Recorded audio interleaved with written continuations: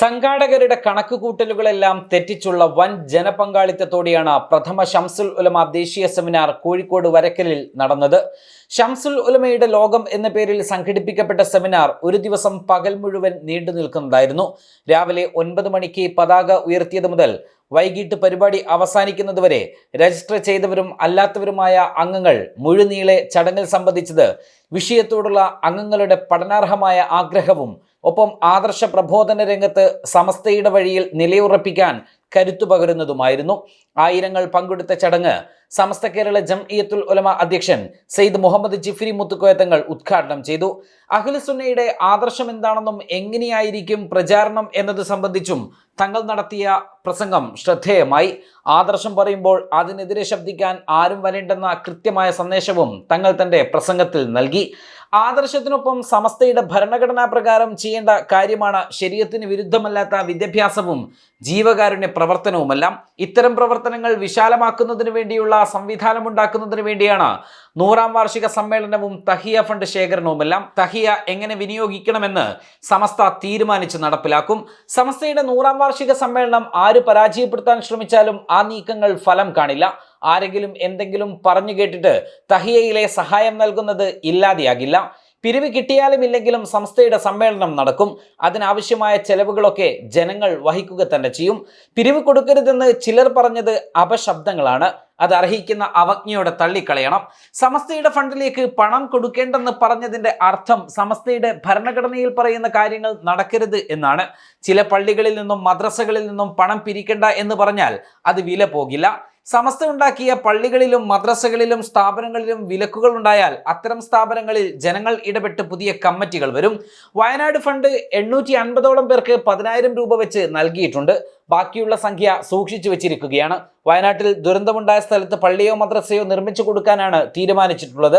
ഇത് ആവശ്യമില്ലെങ്കിൽ തുക എങ്ങനെ വിനിയോഗിക്കണമെന്ന് സമസ്ത ആലോചിച്ച് തീരുമാനിക്കും. സമസ്തയുടെ പ്രവർത്തനങ്ങളുമായി മുന്നോട്ട് പോവാൻ ഈ രാജ്യത്ത് സ്വാതന്ത്ര്യമുണ്ട്. അത്തരം പ്രവർത്തനങ്ങളെ തടയാൻ ആർക്കും അധികാരമില്ല. ഇല്ലാത്ത ആരോപണങ്ങൾ സമസ്തയുടെ മേൽ കെട്ടിവെക്കാൻ ശ്രമം നടക്കുന്നുണ്ട്. സമസ്ത പറയാത്തതും ചെയ്യാത്തതും ആരോപിക്കുന്നത് പ്രസ്ഥാനത്തെ ചെറുതാക്കി കാണിക്കാനാണ്. ആരും അതിനുവേണ്ടി ശ്രമിക്കേണ്ടതില്ല. അത്തരം ശ്രമങ്ങൾ നടത്തുന്നവരുടെ നാശത്തിന്റെ തുടക്കമായിരിക്കും അത്. ഷംസുൽ ഉലമ കാണിച്ചു തന്ന പാതയിലൂടെ സമസ്തയെ മുന്നോട്ട് നയിക്കുമെന്നുള്ള തങ്ങളുടെ പ്രസംഗം വ്യക്തവും ശക്തവുമായിരുന്നു. ഇസ്ലാമിന്റെ യഥാർത്ഥ രൂപം സുന്നത്ത് ജമാഅത്താണെന്ന് സമൂഹത്തെ പഠിപ്പിച്ച മഹാപണ്ഡിതനായിരുന്നു ഷംസുൽ ഉലമയെന്നും ദേശീയ സെമിനാർ അഭിപ്രായപ്പെട്ടു. ആദർശ വഴിയിൽ പ്രഭ ചൊരിഞ്ഞ വിശ്വപണ്ഡിതനായിരുന്നു അദ്ദേഹം. സുന്നത്ത് ജമാഅത്തിന്റെ ആശയങ്ങളും ആദർശങ്ങളും പ്രചരിപ്പിക്കുന്നതിനും ജനങ്ങളെ പഠിപ്പിക്കുന്നതിനും അദ്ദേഹം ജീവിതം മാറ്റിവെച്ചുവെന്നും സെമിനാർ അഭിപ്രായപ്പെട്ടു.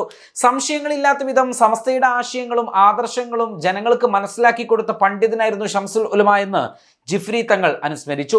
പല വിഷയങ്ങളിലും നമ്മുടെ മനസ്സിനെ അലട്ടിക്കൊണ്ടിരിക്കുന്ന സംശയങ്ങൾക്ക് അദ്ദേഹം പൂർണ്ണ നിവാരണം നൽകി. നിരീശ്വരവാദ ചിന്തകളെ പ്രമാണങ്ങൾ വ്യാഖ്യാനിച്ച് അദ്ദേഹം പ്രതിരോധിച്ചു. ദീനിന്റെ സത്യസന്ധത നിലനിൽക്കണമെങ്കിൽ അമ്പിയാക്കളെ കുറിച്ച് ജനങ്ങൾക്ക് മനസ്സിലാക്കി കൊടുക്കണമെന്നും അദ്ദേഹം പഠിപ്പിച്ചു. ബിദ്അത്തുകളെ ശക്തമായി എതിർത്തു. അമ്പിയാക്കന്മാരുടെ സ്വഭാവമുള്ളവരാണ് യഥാർത്ഥ പണ്ഡിതന്മാർ. അമ്പിയാക്കളുടെ എല്ലാ ഗുണങ്ങളും ഷംസുൽ ഉലമയിൽ ഉണ്ടായിരുന്നു. ശിഷ്യന്മാരോട് വലിയ സ്നേഹം കാണിച്ച പണ്ഡിതനായിരുന്നു അദ്ദേഹം. ജ്ഞാനത്തിന്റെ എല്ലാ മേഖലകളിലും അദ്ദേഹം പ്രശോഭിച്ചു. മതേതര രാജ്യത്ത് മുസ്ലിങ്ങൾ എങ്ങനെയാണ് ജീവിക്കേണ്ടത് എന്നും ഷംസുൽ ഉലമ കാണിച്ചു തന്നു. മറ്റു സമുദായങ്ങളുടെ വിശ്വാസത്തിനും ആരാധനയ്ക്കും ഒരു പോറലും ഉണ്ടാവരുതെന്നായിരുന്നു അദ്ദേഹത്തിന്റെ നിലപാട്. അതിനർത്ഥം ആദർശങ്ങളിൽ വിട്ടുവീഴ്ച വേണമെന്നായിരുന്നില്ല. മുസ്ലിം സമുദായത്തിന്റെ പൊതുവായ പ്രശ്നങ്ങളിൽ എല്ലാവരെയും യോജിച്ചു നിർത്താനും അദ്ദേഹത്തിന് കഴിഞ്ഞു. മതത്തിന്റെ ചട്ടക്കൂടുകളിൽ നിൽക്കാൻ അദ്ദേഹം സമുദായത്തെ പഠിപ്പിച്ചു. സിംഹം കുഞ്ഞുങ്ങൾക്ക് കാവൽ നിൽക്കുന്നത് പോലെ അദ്ദേഹം സമുദായത്തിന് സംരക്ഷണം നൽകി. സമസ്തക്കെതിരായ അധിക്ഷേപങ്ങളെ പ്രതിരോധിച്ച മഹാപണ്ഡിതനായിരുന്നു ഷംസുൽ ഉലമയെന്നും ജിഫ്രി തങ്ങൾ കൂട്ടിച്ചേർത്തു. സംഘാടക സമിതി ചെയർമാൻ സയ്യിദ് മുഹമ്മദ് കോയ തങ്ങൾ ജമലുല്ലൈലി അധ്യക്ഷനായി. സംഘാടക സമിതി വർക്കിംഗ് ചെയർമാൻ TPC തങ്ങൾ പതാക ഉയർത്തി. മക്കാം സിയാറത്തിന് സമസ്ത മുഷാവറ അംഗം ഒളവണ്ണ അബൂബക്കർ ദാരിമി നേതൃത്വം നൽകി.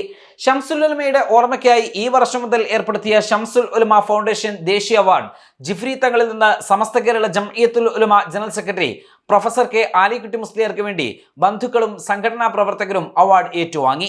പാണക്കാട് സയ്യിദ് നാസർ ഹൈ ശിഹാബ് തങ്ങൾ പ്രശസ്തി പത്രം സമർപ്പിച്ചു. ഉമർ ഫൈസി മുക്കം മുഖ്യ പ്രഭാഷണം നടത്തി. മൂസക്കുട്ടി ഹസ്രത്ത് ഷംസുൽ ഉലമ പണ്ഡിത ലോകത്തെ അതുല്യ പ്രതിഭ എന്ന വിഷയത്തിലും, ഫക്രുദ്ദീൻ തങ്ങൾ ബഹ്റൈൻ അധ്യാപനം സ്ഥാപനങ്ങൾ എന്ന വിഷയത്തിലും, വാക്കോട് മൊയ്തീൻകുട്ടി ഫൈസി ഷംസുൽ ഉലമ ബിദ്അത്തിലെ നിലപാട് എന്ന വിഷയത്തിലും, അബ്ദുൽ ഹമീദ് ഫൈസി അമ്പലക്കൽ പാറമേക്കടവ് ഷംസുൽ ഉലമ 100 തികഞ്ഞ സമസ്ത എന്ന വിഷയത്തിലും, സാലിം ഫൈസി കൊളത്തൂർ ഷംസുൽ ഉലമ ജനനം ജീവിതം കുടുംബം എന്ന വിഷയത്തിലും, ഷുഹൈബ് ഹൈത്തമി ഷംസുൽ ഉലമ ബഹുസ്വര സമൂഹത്തിലെ സമുദായം എന്നീ വിഷയത്തിലും വിവിധ പ്രഭാഷണങ്ങൾ നടത്തി. K Moyinkutty master, MA Chelari, Bappu Haji Mundakkulam, engineer Mamukkoya Haji, Sattar Panthalloor തുടങ്ങിയവർ സംബന്ധിച്ചു. സംഘാടക സമിതി ജനറൽ കൺവീനർ മുസ്തഫ മുണ്ടുപാറ സ്വാഗതവും കൺവീനർ OP അഷ്റഫ് നന്ദിയും പറഞ്ഞു. ന്യൂസ് ഡെസ്ക് സുപ്രഭാതം.